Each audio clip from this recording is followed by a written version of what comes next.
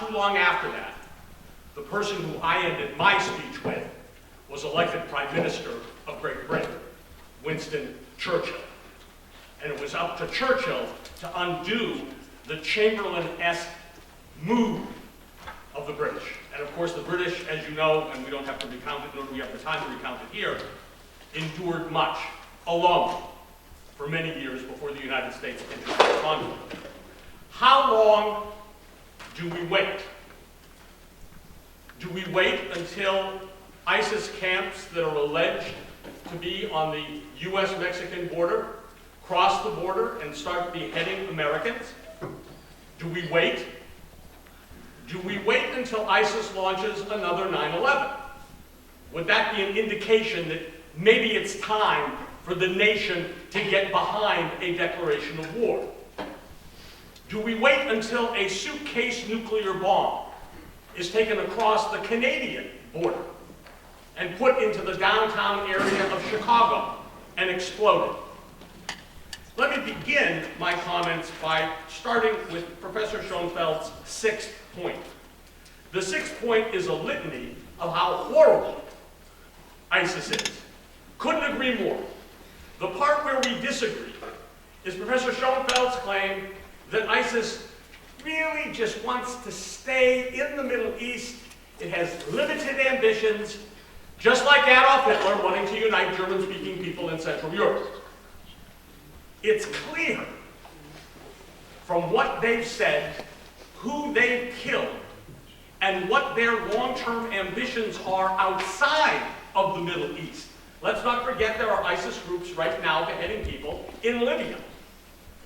That they want more than what they have already, which, by the way, unlike Al-Qaeda, is a plot of ground larger than Great Britain, according to a piece by Graham Woods in last month's Atlantic Monthly. They control land. It is possible to declare war on a state which in fact is real. They control land, provide welfare services for the people living under their control, and a variety of other things that we would normally associate with a nation state. It's not their land, but they have conquered it. Now let me return to the first point that Professor Schoenfeld makes in his opening argument. This is not fascism. It's worse. It's up front more barbaric than fascism was up front. It is more barbaric in the fighting than it is in the horrors behind the scenes of the Holocaust. So the argument that somehow this doesn't quite meet the bar. We've declared war against other countries that were not fascist and were not Islamic terrorists. We declared war against Spain, Mexico, Great Britain. The bar doesn't have to be fascism for us to declare war. But in this case, I would argue, and others I think would agree, that the kind of terrorism that we're seeing in the Middle East conducted under the name of the Islamic State is worse than the upfront fighting that occurred by fascists during World War II. His second argument is confusing to me because he says we don't want to repeat the mistakes in Afghanistan and Iraq. I agree. The mistake that we made in those two instances was merely allowing for congressional authorization for the president to make war, which is precisely my point. Let's not repeat that mistake. We should have declared war against Afghanistan and against Iraq. We didn't. Error. Let's not repeat that error. His third point is that we're responsible. We're the parents of ISIS. This is the equivalent of saying that because Osama bin Laden was pissed off at the United States for its ongoing support of Israel, that we are the parents of Osama bin Laden. And certainly I don't think Professor Schoenfeld would want to accept that proposition. More later. Thank you very much.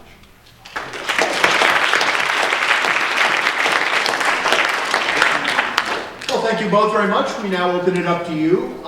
We'll take questions. We'll alternate between our two speakers. So identify who you're asking the question of, and they are limited to 3 minutes. Yes. So the kind of goes back to what you said that you said ISIS is a regional power, it has regional goals, that it's not interested in attacking the U.S. But U.S. journalists, they chant death to America, they say, Sure. we're going to come attack you. There's a lot of supporters within our borders that are trying to go, and some have succeeded in going to fight with them. And I think most importantly, we know what motivates these people, and it is the ideology of Islam. And in that ideology, we allocate is global governments under this theocracy. So there's no variant of Islam, especially not that they would adhere to, that would say, make a caliphate, but don't be too grand in your goals. Yeah. Well, it ends up that the following is the case. We all know, for instance, that there are a number of young men and young women from Western countries who we hear about being attracted to ISIS and attracted to go. One of the interesting things is that if you were one of those people, you would discover that it's very easy to get into Al-Qaeda, but it's really tough to get into ISIS. They do a very thorough background check on you. You have to be recommended by other people, or they won't let you in. Now, that may very well lead those particular people who don't get into ISIS but want to get into ISIS towards various sorts of activities elsewhere. But that's not run by ISIS. When they do get in, one of the first things they do is to burn their passports. So here we have a very interesting thing. You have the British, French, German, American kid who wants to go over to fight in ISIS or to cut off someone's head. I mean, who wouldn't want to do that? And they go, they apply, they're willing to do anything, and the ISIS people won't have them. And then they get sucked into some other jihadist group. We were focusing on ISIS. On top of everything else, their ideology, in terms of the territory, has a specific place in Syria where they expect the final battle to be fought. So I'm talking quite specifically about ISIS. Now, there are spillover problems that stem from them. Just because they can't make the Islamic State, so not even restricting themselves. No, but even going back to 2004, when they were beginning in the prisons in Iraq, they've basically had this ideology which is not the same as Al-Qaeda's. So I mean, if the idea was let's go to war against the jihadists, you would have to make a different set of arguments than the ones being made here. At least I would make a different set. Mind you, the Chamberlain argument at some later time I'll point out is... Can you just quickly address the global nature of Why don't we... yes, let's switch. Why don't we move on? Question for Professor Petrarca, sort of... Yes, you sir. What would you say, because if we declare war on ISIS, we would bring legitimacy to their sovereignty. In a way that dropping bombs on them doesn't bring legitimacy to them? Well, we could drop bombs on anybody, who cares, right? We could send drones on anybody, it doesn't mean anything. But a formal declaration of war, would that be legitimizing too much? Is that more of a negative than a positive? Well, a declaration of war doesn't require the exchange of consular personnel, nor does it require the establishment of an embassy. Recognizing them as legitimate, they're killing people, they're killing their own people, they're killing Westerners, and we're spending lots of money dropping bombs on them. A declaration, as I tried to explain, means more for us than it does for them. It allows the president to do certain things that the president can't do without a declaration. It allows us to prosecute the war in ways that we are limited without a declaration of war. My supposition that it may be, and I'll address the issue of whether or not the American people want to be brought together in a moment, but my supposition is that it will bring the American public together. So I don't think that whatever added value there is to legitimizing a group which does control space right now. They control land, which is unlike your run-of-the-mill jihads. I appreciated Professor Schoenfeld's explanation of the admission standards. Apparently ISIS is the Stanford of the terrorist group. Yes, of course there was right. Only the best can get in, and Al Qaeda is I don't know is Yale, and your self-made jihadist is UCI. And so I thought where Professor Schoenfeld was going with that was to suggest that we suggest to ISIS that they lower their admission standards. Anybody from England or from France or from the United States that wants to come and join, please let them join. Because we don't want them wandering around the Middle East looking for a jihadist group to hook up with, having not been admitted to this special group. I don't see how we legitimate them any more than we already have by dropping bombs on them every day. Thank you. Question for Professor Schoenfeld. Yes, sir. The genocide happened in Rwanda. Wait a second, let me come so I can hear you, okay? Also gives me a little exercise. Turn up so the I don't become too lethargic. Yes? Like years ago, when the genocide happened in Rwanda, innocent people died, and the international countries didn't do anything about it. We made the error mistake before, and we shouldn't make it again. I couldn't agree. Maybe the enemy kills the enemy. It's definitely right. But at the same time, innocent people, women, kids, the elder, they are dying too. And why American government has a capability of saving the life? Why shouldn't we do that? Well, Could you perhaps repeat the question? Yes, the point was that take versus the case of Rwanda, where we did not go in to save innocent lives, and where with the passage of time we regretted that. Then in this case, ISIS is also taking innocent lives. And shouldn't we do something about that?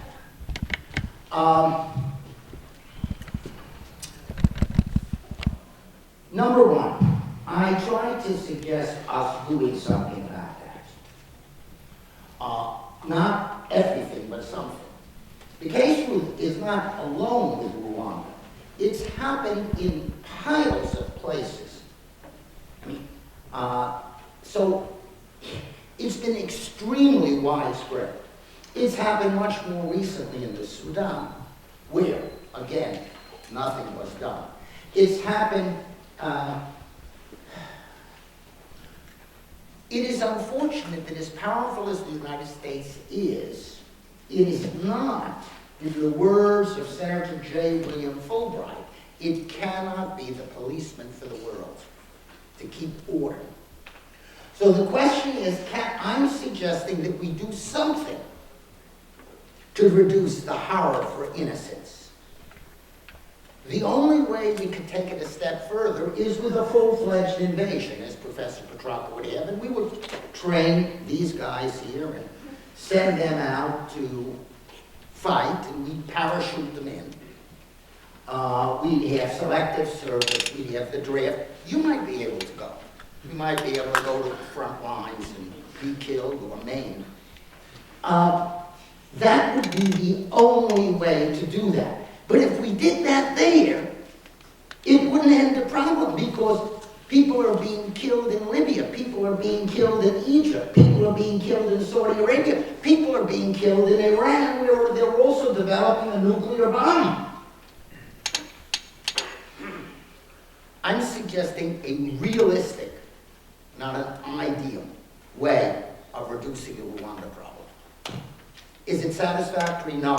Is it better than nothing? Yes. Just a quick comment on Fulbright. The Fulbright argument, which of course was made during the course of the Vietnam War, is an argument which suggests, in a kind of very obvious way, that the United States cannot intervene everywhere at all times. It is not an argument against intervening somewhere, somewhere. Of course. This is just the wrong place, the wrong time. For Professor Petrarca. You say that declaring war gives us certain powers, gives Obama certain powers he doesn't have. At some time, though, declaring war also gives ISIS fighters certain rights and privileges under international law. to borrow Dr. Schoenfeld's logic, do we want to require Obama to obey the Geneva Conventions? Why not fight and continue to deny ISIS fighters certain privileges?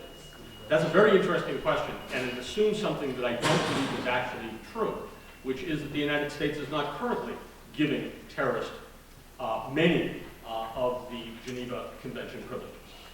Our willingness to give people Geneva Convention privileges isn't dependent upon their reciprocity. It's dependent upon our commitment to international law. It's a convention we've signed on to. To the best of my knowledge, this is just a wild guess, ISIS has not. Nor have they probably been asked to sign on to the Geneva Convention. The fact that there is an imbalance in how prisoners are treated, what would you have the President of the United States do? Behead captured ISIS military personnel as a result of ISIS having beheaded European or Muslim civilians? I mean, that seems, we don't want to become as barbaric as the barbarians that we're fighting. And historically, that's the way we've played the game. And we certainly behaved that way in World War II, even though the Germans frequently, as we know, did not abide by the Geneva Convention when it came to how they treated US, British, and French military personnel that were captured. Thank you. Question for Professor Schoenfeld. Yes, sir. Professor Schoenfeld, you make the analogy that we are essentially ISIS parents of the U.S. Wouldn't you agree that, given the late 20th century, that we are also Iran's parents due to the CIA intervention of the coup? They're bringing in the Islamic government.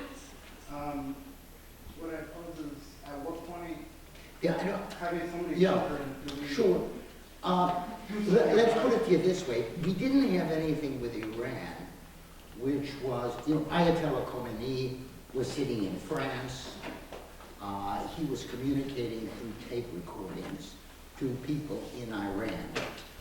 In terms of ISIS, this is an organization built on the remnants of Saddam Hussein's Ba'athist regime, and growing out of prisons that we established.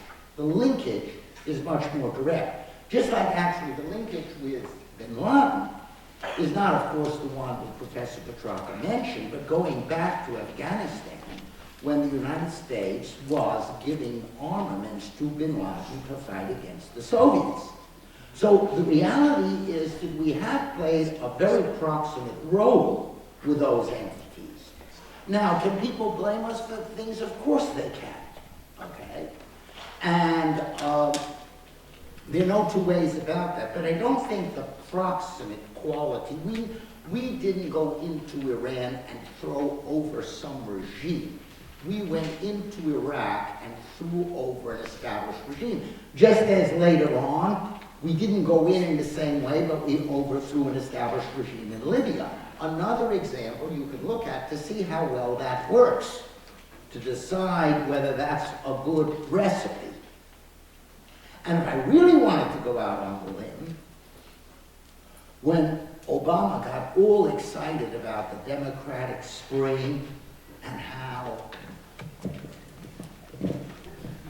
overnight all the countries in the Middle East were going to have competitive elections and democracy, and where we betrayed Mubarak, supported a new regime which definitely was more democratic than Mubarak had been, and that rapidly was overthrown and was replaced by a regime which is more barbaric than Mubarak's was. All of our interventions there really haven't worked very well. Now, Professor Petrarca's example suggests the real way to let this Muslim world hear us is to send in 500,000-600,000 Christian soldiers to help place order. I just don't think that's going to work. And I think with our more modest things, we know that's the wrong way to go. Thank you very much. A question for Professor Petrarca. Yes, in the medium back. So say we go in and destroyed the Islamic State. How would we handle the ensuing power vacuum and prevent the rise of just another Islamic State? I don't have a clue. I don't have a clue. We're not debating how to prosecute the war. And I would hope that Congress wouldn't debate how to prosecute the war either. That's not their job. That's the president's job as commander-in-chief in conjunction with his military personnel. So I have no idea. I certainly wouldn't.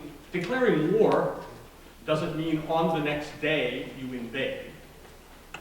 A declaration of war would presumably give the President of the United States an opportunity to work with his generals and the Joint Chiefs of Staff to build up a plan that follows the Powell Doctrine, which is that you do not intervene unless you know how you're going to get out.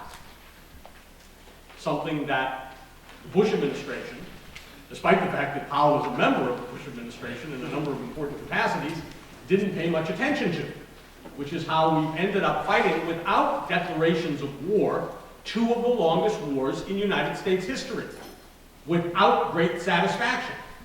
And as I mentioned in my opening statement, I don't know how you want to view what's happened in Afghanistan or Iraq, but they certainly ought not to be put into winning columns.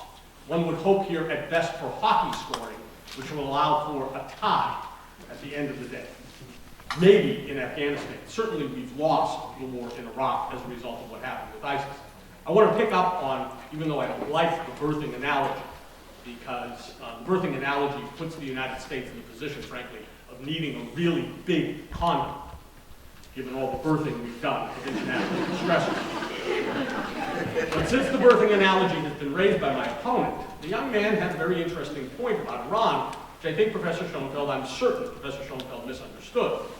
I assumed that when he mentioned the CIA, he was talking about the CIA's overthrow of Mossadegh and the installation of Pahlavi on the Peacock throne. And there are Iranians, and I'm sure there are some in this room, who remember that moment in the late 1950s. That was a direct intervention by the United States to install a friendly regime because we wanted their oil and we wanted to be able to station US missiles in Iran to point at the Soviet Union. So we did give birth to the structure of a regime that ended up resulting in the Iranian Revolution and the return of Khomeini from France. Thank you very much. Question for Professor Schoenfeld. Way in the back there. So, I'm coming. with the issue of Relax. so with the issue of us not attacking ISIS in order to kind of let them collapse themselves, there is the possibility of their power being institutionalized and going on to the next generation, sort of like what happened to North Korea after the Korean War. So what would make the case of ISIS different than North Korea's? Well, I did not suggest that we leave them alone. If you remember, I indicated the following. Assad is fighting against them. Hezbollah is fighting against them. The Iranian Revolutionary Guard is fighting against them. All of those forces are using ground troops to fight against ISIS.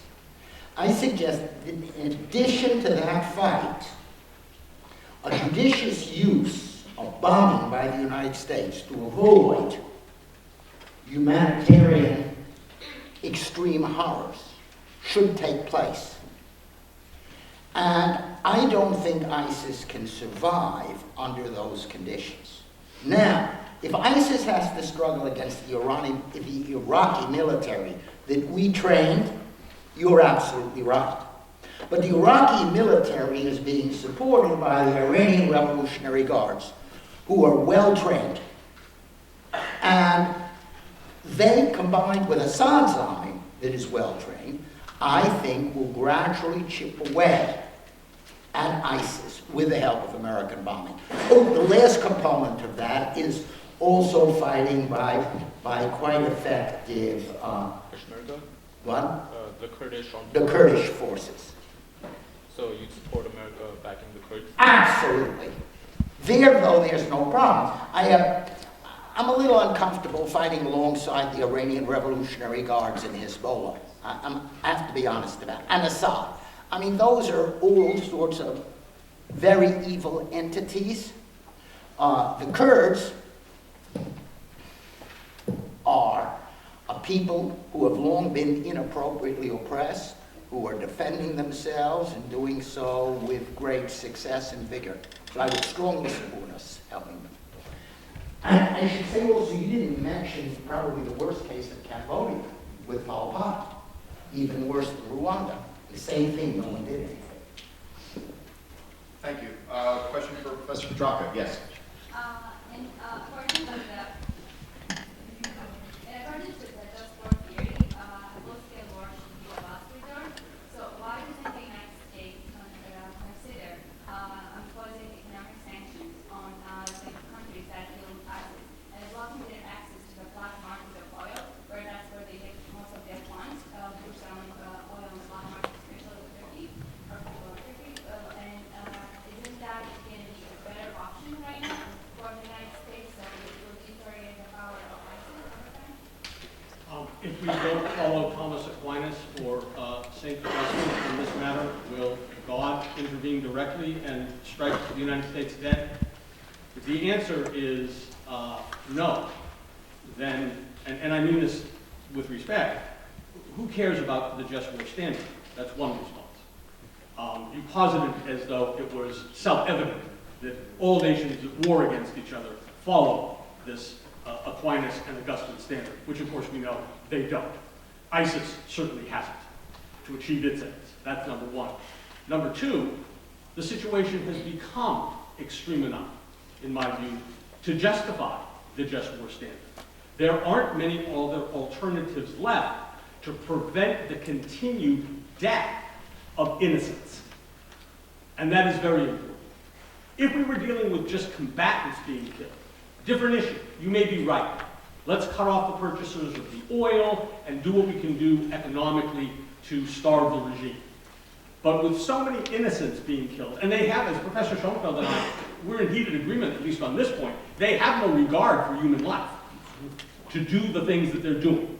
Because of the severity of that, which is why I think this has led the President of the United States, who is certainly no war hawk, goodness knows, to proclaim it a grave threat, puts us over the just war theory standard. Can I follow up on this? Okay, but how did the U.S. military intervene? How did we recognize who is the civilian, who is innocent and he's trapped there, and not know which one is the ISIS fighter and which one is innocent people who are just trapped there and cannot leave the country? Because if they can just bomb this place, we don't know how many civilians are being killed. Well, I'm glad you raised this question, because massive indiscriminate bombing, which is Professor Schoenfeld's sort of Pontius Pilate approach, right? You wash your hands, you don't get your boots dirty, you do it from the air, creates many more ancillary, unanticipated casualties than troops on the ground that have been properly trained and are being properly led.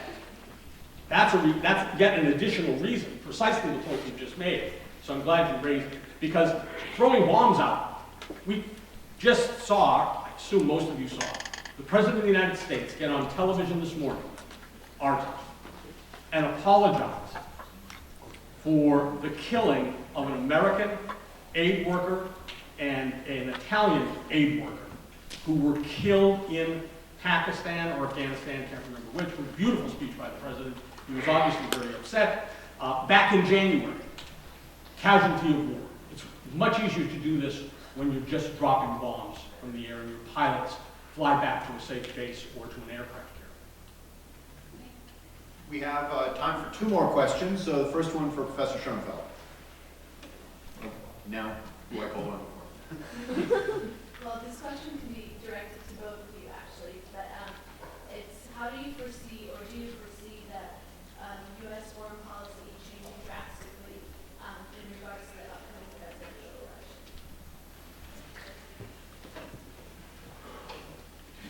You're asking a practical question. I think all of the candidates on the Republican side as well as the candidate on the Democratic side, are aware of the reluctance of the American population to become